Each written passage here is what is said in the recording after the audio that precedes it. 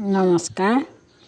আজি মই আপোনালোকৰ আগত আই লোৱা লোকক কি খুৱাব লাগে আৰু আইৰ মাননি কেনেকৈ দিয়া হয় সেই বিষয়ে অলপ জনাম।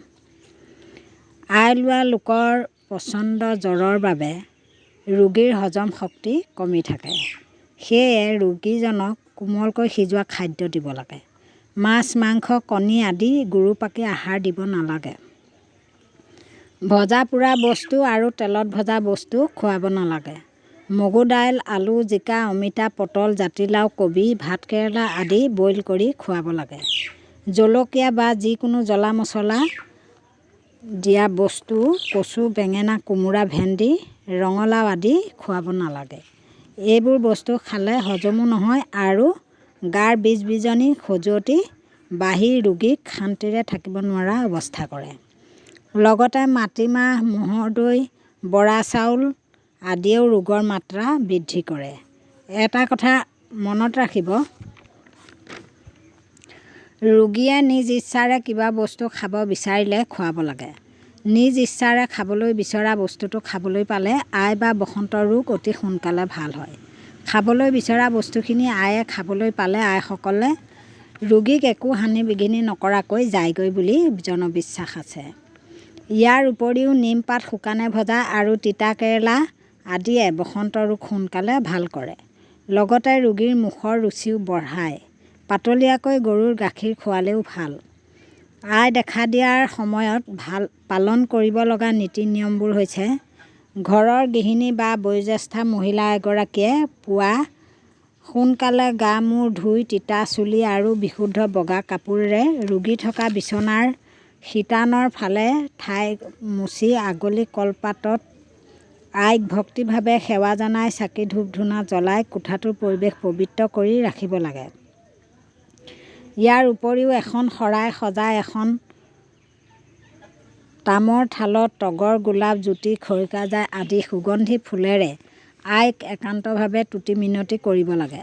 আগলি কলপাতত এযোৰা তামোল পাণ, এমুঠি আৰৈ চাউল আৰু এটি পইচাৰে সৈতে টোপোলা বান্ধি গোসাঁই ঘৰত বা থাপনাত নিতৌ বন্তি ধূপ ধূনা দিয়া ঠাইত থৈ আহি সবাহ পাতিম বুলি মনতে সংকল্প ল'ব লাগে। এই কামকে টোপোলা বন্ধা বুলি কয়। তাৰোপৰি ধূপ বন্তি দিয়া কলপাতখনতে এটি কাঁহৰ বা তামৰ বাতিত এবাটি পানী থৈ সেই পানী বাতিত দুবৰি বন, বেলপাত, তুলসীৰ আগ, আৰৈ চাউল সকলো বস্তুৰে পাঁচোটাকৈ আগ থ'ব লাগে। লগতে এটা পাঁচোটীয়া পাতৰ আমৰ আগ থৈ সেই শান্তি পানীখিনি খাব লাগে আৰু গাটো কপাহৰ দ্বাৰা লগাব লাগে আৰু পুৰণি দেউনী বা খজুৱালে সেই আমৰ আগটিৰে গাত আলসুৱাভাৱে লগাব লাগে। তেনে কৰিলে ৰোগীয়ে শীতলতা অনুভৱ কৰে। আই সবাহ পাতোঁতে সেই টোপোলাটোৰ দ্ৰব্যখিনি সবাহৰ কামত লগাব লাগে। ৰোগ উপশম নোহোৱালৈকে পৰিয়ালৰ বাকী সদস্যসকলেও যথেষ্ট নিয়ম মানি চলিব লাগে।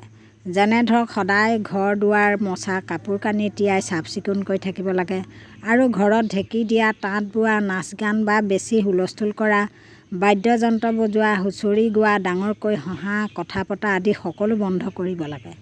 ৰোগীক সদায় বগা চাফা কাপোৰ ব্যৱহাৰ কৰিবলৈ দিব লাগে। লগতে বাকী সদস্যসকলেও অপৰিষ্কাৰ আৰু বাহী কাপোৰ, জোতা, চেণ্ডেল পিন্ধি ৰোগীৰ ওচৰলৈ যাব নালাগে। আইৰ মাননি 3 দিনৰ দিনা এৱা গাখীৰ আৰু জহা চাউলেৰে পায়স বনাই দিব লাগে। সকলো ফল মূলেৰে আৰু বুট মগুৰে শৰাইখন আইয়ে ধুনীয়া দেখাকৈ সজাই দিব লাগে। আগলি কলপাতত পায়সৰ লগতে শুকুল পিঠাগুড়ি, থুৰীয়া তামোল আৰু বগা ফুলো দিব লাগে। বগা ফুল আইৰ বৰ প্ৰিয়। ৰোগীক বেছি কষ্ট নিদিবলৈ এই কাৰ্য কৰা হয়। এটা সমূহীয়াকৈ সেৱা জনাব লাগে যাতে আইয়ে দুখ-দায় নধৰে। ৰান্ধনীগৰাকীয়ে পুনৰ সেৱা জনাইহে আইৰ সবাহৰ কামত হাত লগাব লাগে। আইৰ নামে আইক সন্তুষ্ট কৰা পাছতহে আইক পায়স বা আইৰ ভোজন আগবঢ়াব লাগে। গোপিনীসকলে গা মূৰ ধুই লঘোণে থাকি নীতিয়ে নিয়মে আগবেলা আই সকাম পাতিব লাগে। ৰোগী বহা আসনত এখন বগা চেলেং চাদৰ পাৰি দিব লাগে। ৰোগীৰ সন্মুখত আগলি কলপাতত চাকি ধূপ আৰু থুৰীয়া তামোল লগতে আম পাত তুলসী দুবৰি বেলপাত আৰু আৰৈ চাউলেৰে সজাই থোৱা পানীৰ বানবাতিটো সজাই থ'ব লাগে। সেই পানীখিনিকে শান্তি পানী বুলি কয়। সবাহৰ শেষত সেই শান্তি পানীখিনি ৰোগীৰ লগতে সকলোকে অকণ অকণ খাবলৈ দিব লাগে আৰু আম পাতৰ আগটিৰে সকলোৰে গাতে সেই শান্তি পানী ছাটি মাৰি দিব লাগে। সকলোৱে ভোজন কৰাৰ পাছতহে ৰান্ধনীয়ে ভোজন কৰিব লাগে। সবাহ সমাপ্ত কৰাৰ পাছত ৰোগীৰ পাতখিলাৰ বাকীখিনি দ্ৰব্য গোপিনীৰ লগতে ৰোগী ওলাই আহি এডোখৰ আচুতীয়া ঠাইত পাতখন থৈ ইফালে সিফালে নোচোৱাকৈ ঘৰৰ ভিতৰ সোমাব লাগে।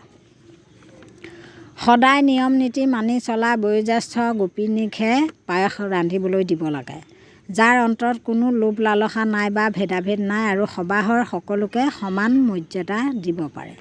কাৰণ সবাহত যদি কিবা ভুল ভ্ৰান্তি হয় তেতিয়া ৰোগীয়ে উপশম নাপায়, বৰঞ্চ আৰু অধিক যন্ত্ৰণাহে পাব। আইসকল সম্পূৰ্ণকৈ ওলাই আহিবলৈকে পকনি দিব লাগে।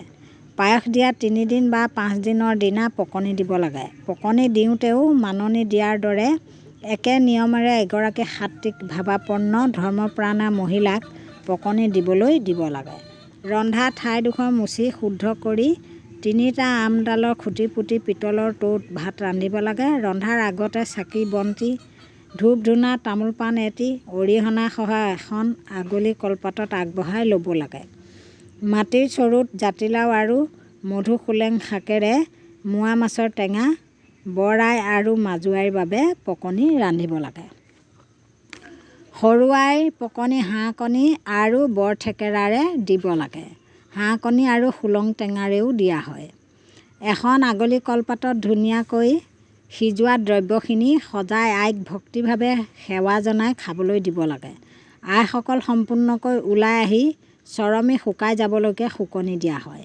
পকনি দিয়াৰ নিয়মেৰেই আৰৈ চাউলৰ ভাত আৰু মাগুৰ মাছ আৰু শুকান খৰিচা আঞ্জাৰে শুকনি দিব লাগে। আইৰ অন্য কিবা খোৱাৰ ইচ্ছা থাকিলেও যোগাৰ কৰি দিব লাগে। মাহ গোট কৰাই, জালুকীয়া কৰাই গুড়ি, আখৈ আদিও দিব পাৰে। জালুক আৰু কলডিলো দিব পাৰে। ধুনীয়াকৈ আগলি কলপাতত সজাই আইক সোনকালে ভাল হ'বলৈ দায় দোষ নধৰিবলৈ তুতি মিনতি কৰি আইলৈ ভোজন আগবঢ়াব লাগে। থুৰীয়া তামোল দিবলৈ নাপাহৰিব।